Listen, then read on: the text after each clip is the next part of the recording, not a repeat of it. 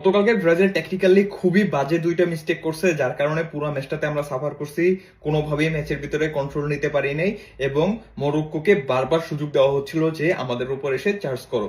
দেখেন, আমরা গতকালকে এইরকম একটা ফরমেশন নিয়ে খেলতে নামছি, যেখানে এটা ছিল রাফিনা, এটা ভিনিসিয়াস জুনিয়র, এটা ছিল Igor Thiago, Casemiro, পাকেতা, Bruno Guimaraes. এইরকম ফরমেশনে যখন আপনি খেলবেন, তার মানে দুইটা ফ্লাঙ্ক খুব কার্যকর হইতে হবে, কারণ আপনার অলরেডি একটা টার্গেটেড ম্যান বা প্রপার নাম্বার 9 বক্সের ভিতরে আছে বা আশেপাশে আছে। দুইটা সাইডই আপনার ব্যালেন্স করতে হবে। কিন্তু কার্লো আনচেলত্তি বারবার বলে আসতেছেন যে আমার রাফিনাকে অলওয়েজ ভিনিসিয়াসের কাছে থাকতে হবে। এখন ভিনিসিয়াস তো এই করিডোরটাকে বারবার ব্যবহার করে। এখন ভিনিসিয়াসের কাছে থাকতে হলে রাফিনাকে উইং ছেড়ে এসে মোটামুটি এইসব পজিশন, অ্যাটাকিং মিডফিল্ড পজিশন বা এই বক্স টু বক্স, এইসব পজিশন গুলাতে হোল্ড করতে হইতেছে। এখন এইটাও কাজে দিত। এই যে রাফিনা উইং ছেড়ে এসে আপনার অ্যাটাকিং মিডফিল্ড জোনটাকে কভার আপ করতেছে, এইটাও কাজে দিত যদি আপনার একজন প্রপার অফেন্সিভ ফুলব্যাক থাকতো। আপনি এই ফুলব্যাক পজিশনে খেলাইছেন ইভানেসকে বা দানিলোকে, যাকেই খেলান আপনি জানেন যে আপনার এই ফুলব্যাক দিয়ে অফেন্সিভ খেলাটা হবে না। তার মানে আপনার রাইট ফ্লাঙ্কটা পুরোপুরি মরে গেছে। আপনি এখানে পাকেতাকে হেল্প করতে পারতাম, মানে পাকেতা যদি আমাদের হেল্প করতে পারতো, হয়তো বা একটা ম্যাচ আমরা যে ক্রিয়েট করছি এটাকে মোটামুটি কভার আপ করতে পারতাম। কিন্তু পাকেতা গতকালকে পুরোপুরি মরক্কোর পকেটে ছিল। এই লোক কোথায় ছিল আল্লাহ মাহমুদ ভালো জানে, আমরা জানি না। তার মানে আমাদের এই ফ্লাঙ্কটা পুরোপুরি ডেথ হয়ে গেছে। তাহলে আমার কথা হলো যে ভাই, আপনার একটা ফ্লাঙ্ক ডেথ হয়ে গেলে আপনি একটা সাইড থেকে কতটুকু ফুটবল খেলে মরক্কোর মতো একটা ব্যালেন্স টিমকে হারাইতে পারবেন? তার থেকে বড় কথা, আপনি যদি রাফিনাকে ভিনিসিয়াসের পাশেই চান, এরকম একটা ক্লোজ অবস্থাতেই চান বা দুইজনের এক কাছাকাছি থাকার অবস্থা চেষ্টা করেন, তাহলে ভাই আপনি এখানে ইগর থিয়াগোকে বা একটা প্রপার নাম্বার 9 খেলাইতেছেন কেন?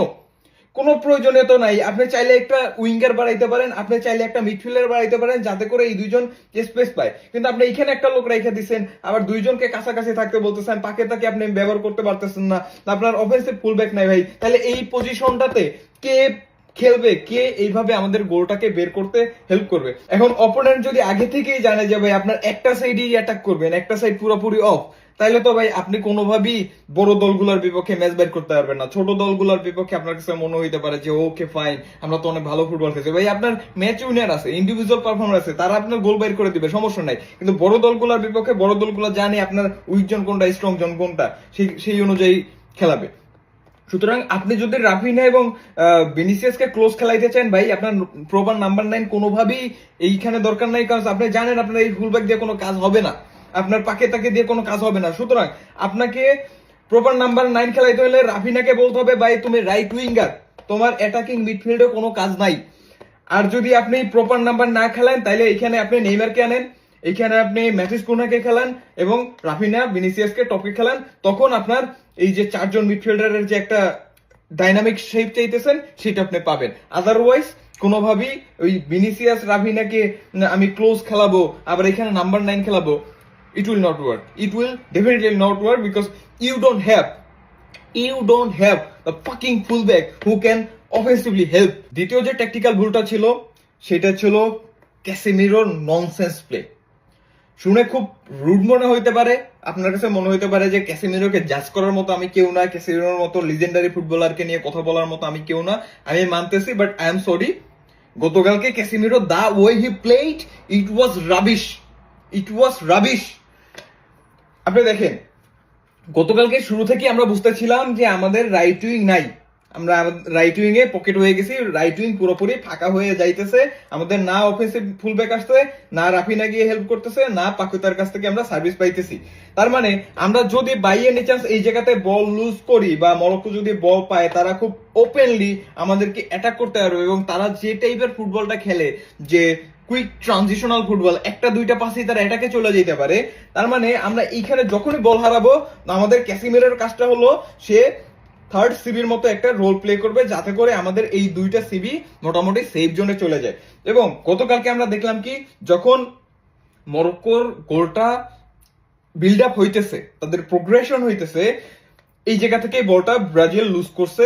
আপনি রিপ্লেতে দেখতে পারেন, ব্রাজিল যখন এই জায়গাতে এই ক্লোজ একটা জোনে লুজ করছে, ক্যাসিমিরো, আমরা যারা নর্মাল ফুটবল দেখি তারাই চিল্লাচিল্লি করতেছিলাম যে ভাই আপনারা যখন বল হারাবো কুইক ট্রানজিশন টিমের এগেনস্টে তখন ক্যাসিমিরো উপরে না বসে তার থার্ড সিবি পজিশনে চলে যাওয়ার কথা, যাতে করে আমাদের এই দুইটা সিবির মাঝখান দিয়ে বল বের হয়ে না যাইতে পারে।